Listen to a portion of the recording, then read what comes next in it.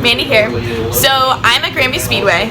It is the Freedom 76 weekend, and I'm here with Miss Tina Rogers. So Tina, what amazes me and I admire the most about this place is that it's a family-run track. And not a lot of tracks around here do that anymore. Now, can you tell us what you do? Sure. Well, I like to think I do a lot, and I try to keep myself together every week on a Saturday night at Grandview. So basically, on a Saturday night at the racetrack here, I work in the pit office. Fortunately, I have a lot of help that helps me in here. I have two people, Jeff and Cindy, and they're my right-hand people here to help me.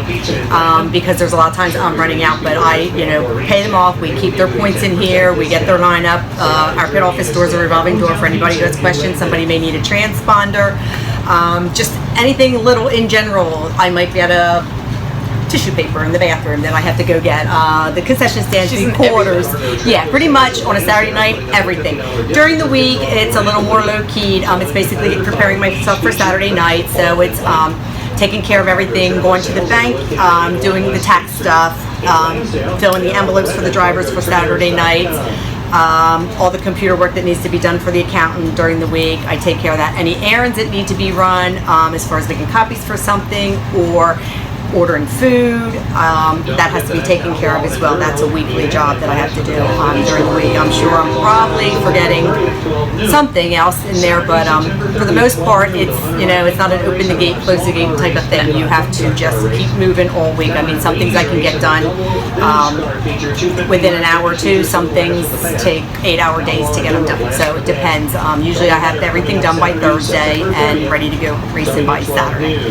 When we have double events like Thunder on the Hill shows, that takes a little more effort because I'm preparing all that stuff to open the gates and everything for Saturday, for Tuesday or Wednesday, whatever the race is, and then again for Saturday. So those shows are a little harder on me, but I don't work the pit office, so then I'm down front for that. So I'm taking care of the main grandstand area for the Thunder on the Hill shows. So, I mean, it's a lot, it's a lot, but it can be rewarding, and it is rewarding at times. I mean, anybody who just says, thank you, great show that you put off, thanks for having us, thanks for being here, that makes it all worth it in my eyes. Now there's obviously a lot of stuff that people don't see that you guys do. And I mean, how is it working with your family? It's easy. I mean, of course we all have a difference of opinion on things, My mom's pretty much to the point now, although it's still her sandbox and she still pays all the bills, she's pretty much to the point, like, whatever you want to do, like weather days, they are my worst. And this season has been horrible, and they are my worst. Like, do you make the right call? Don't you make the right call? You're wondering if the meteorologists are going to be correct on the call. And, everybody's doing the same thing I'm doing. Everybody's watching the radar, and could be calling for 15% chance of rain, and you're thinking you're not going to get that 15% chance of rain. Well, you do. Then you get yourself stuck in a situation where you have to make stuff up, and that's no fun either. And quite honestly, people watch that radar and they don't want to come out and sit in this in the weather, and I can't blame them. It's not like it was back in the 70s and 80s when we didn't have all this great technology. People now think, oh, I'll just stay home. Somebody will have it on Facebook Live, and I'll watch it on Facebook Live. So I'm a fair weather racer too. I like to be warm. I go to a lot of tracks after the races, but I like to go to have the fun. I'd rather sit in the camper than sit outside and watch a race if it's cold or raining. So I can appreciate that. So we do try to make the best calls that we can. We don't like to drag people here, but you know what? We're firm believers. If it's not raining, you don't cancel, because there's so many times it has hit these mountains around here and it's just dissipated. So I mean, if I had to say the worst thing about racing, it is days like that. They're stressful, they're annoying, and I go from my phone to my computer to the TV. It's crazy. Oh my gosh, my phone just blows up on race days. What's the weather like up there? Well, it's probably the same as what you're seeing on the radar. Yeah. So, I mean, that's the worst part about it. If you could have beautiful days all summer long, that would be wonderful for racing. But we don't get that, and you just have to roll with it. You roll with the punches with it. No matter what you do, you're never going to be right in everybody's eyes, and everybody has their own opinions of what you should and shouldn't do. But, just like a driver, racing's not easy, and promoting and having a racetrack is not easy either. No. So this year, the Freedom 76 for the modifieds pays $30,000 to win. What does it take to prep for an event like this and to run an event? Well, I think the prepping part is pretty much the same as any event you have to prep for. You just have to make sure that you have what you need. Of course, you need your purse, so that's something you just don't carry around in your back pocket or you leave everywhere. You have to prepare, you have to order stuff like that from the bank and stuff, and you have to make sure you get it in an adequate amount of time and stuff.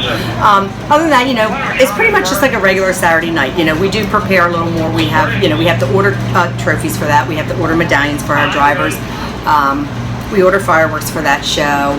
You have to order more food, basically. But I think, they work on the track every night of the week. They do track prep. We're a normal Saturday night race. It's usually, they'll start on the track like Thursday, Friday, Saturday. Usually for the week of the 6th, or if we don't have rain or they're not pumped for rain, then they do track prep.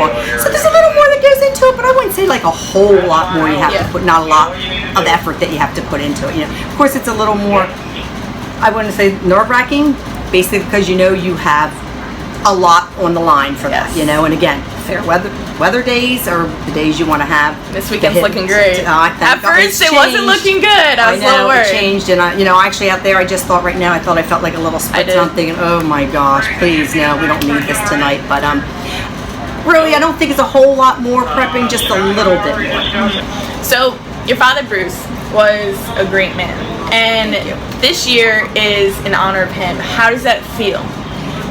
It's sad. This is the first race my father has missed. After the car accident, he was in and out of the hospital for so long. We did actually get him back here last year for the Freedom 76. So he was here for that race. He missed the Forest Rogers, but he did make the 6er. So sadly, this is the first year that my father missed. So my father enjoyed this race. This was his race. He created the Freedom 76. And how it all came about with him was they ran a big 50-lap championship race at the end of the year, and he wanted something a little more. So he went on and came up with this Freedom 76 race. He had another name for it, but he ended up calling it the Freedom 76. And he just thrived on this race because of the hype and the atmosphere of it. It's and huge. It's huge. It was really huge. And I mean, just everybody from all over, different racetracks in the area, different tracks from out of state and Canada. When that Doug Carlisle came down from Canada, and he went down here, he was honored to have another guy from another country. Did I say state? I meant country. Anyway, he was supposed to, I think you said country. I'm not really sure. Well, country, but it was just the whole hype of it. He lived for the Freedom 76. He loved this race, and he said he created it. It was his race, and it's an honor to be able to give this race to him in his name.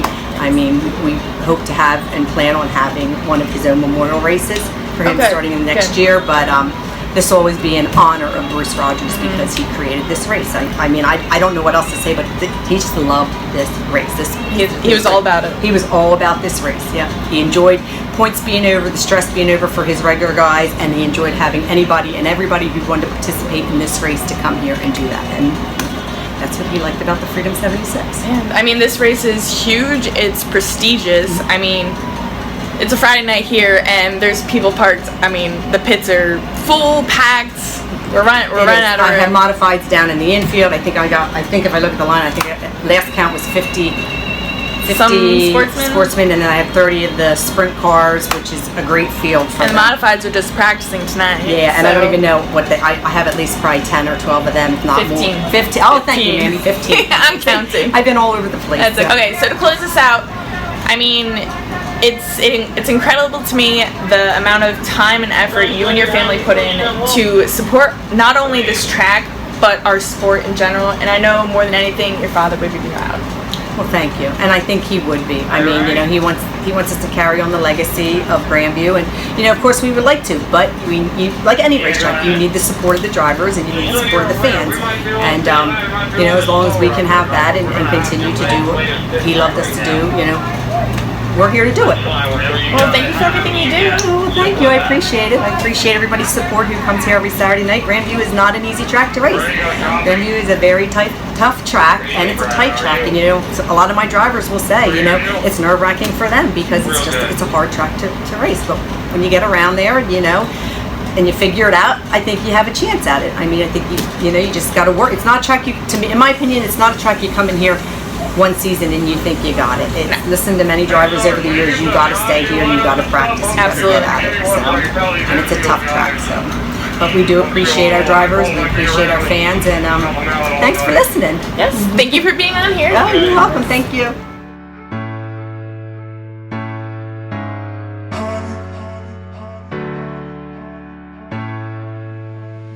as always, thank you for watching. Make sure to subscribe to my channel, like my videos, and come back every Wednesday for the latest.